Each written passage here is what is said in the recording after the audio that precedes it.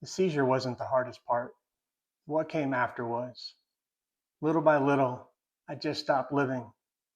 Not because I disappeared. We still tried, but trying came with a cost. Before I go any further, I need to say this clearly. I'm not a doctor. I'm not a licensed medical professional. I've been clinically diagnosed with psychogenic non-epileptic seizures, otherwise known as PNES. I've also been diagnosed with complex PTSD and severe anxiety disorder. So what I share here is lived experience, not medical advice. Those that know me, they know me by Pastor Mike, and this is my story. Every once in a while, we try to go out to eat. Rare, planned, calculated. It wasn't spontaneous anymore. It was casual.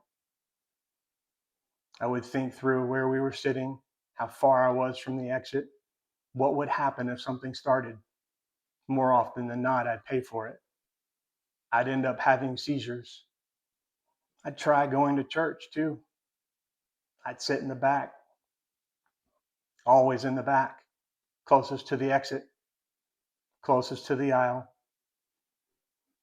Now, there's a part of the service or I miss where everyone stands up to greet each other. That's when the stimulation would spike. Noise, movement, multiple conversations at once, people coming up to shake hands or say hello. I could feel my body starting to overload. When everyone sat back down, I didn't reset. The tremors would continue, and eventually my body would release. And that's when the seizure would hit. Sometimes 2 minutes, sometimes 10 minutes. Sometimes they'd be so rigorous that my body would just explode. My wife would have to get up, hold me upright, just so I didn't hit my head against the pew. There were times that she'd have to grab me, grab my inhaler. Seizures would be so violent, they would constrict me and I wouldn't be able to breathe.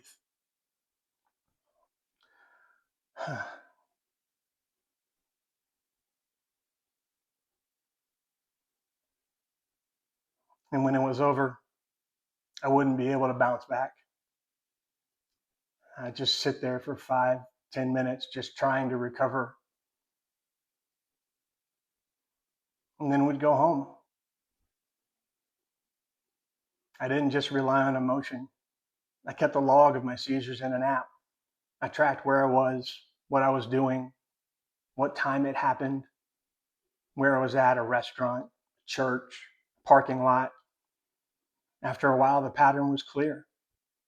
Anytime I left the house, the episodes increased. It wasn't random. It wasn't in my head. The more I pushed into public life, the more my body responded. So eventually, staying home didn't feel like surrender. It felt like control. My brain started learning something. Leaving the house equals danger. Public places equal risk. Restaurants, church, gatherings, all of it felt like exposure. So I adapted. I limited outings. I chose seats strategically. I calculated recovery time before we even left. And little by little, my world got smaller. Yes, I was still physically present, but internally, I wasn't participating. I stopped looking forward to things. I stopped dreaming ahead. I started surviving instead of living. I knew something had to change. When? Something changed when my family stopped asking me to join them for the small things. Not because they didn't love me, not because they didn't want me to join them, but because I made it look hard. Because every invitation came with hesitation, and eventually they adjusted. That hurt more than the seizures. Watching life move forward without me, that hurt more than the fear itself. I wasn't choosing fear, but fear was choosing for me. And I realized something quietly. I was still alive, but I wasn't living. That's where the shift began. And that's what we're going to talk about next.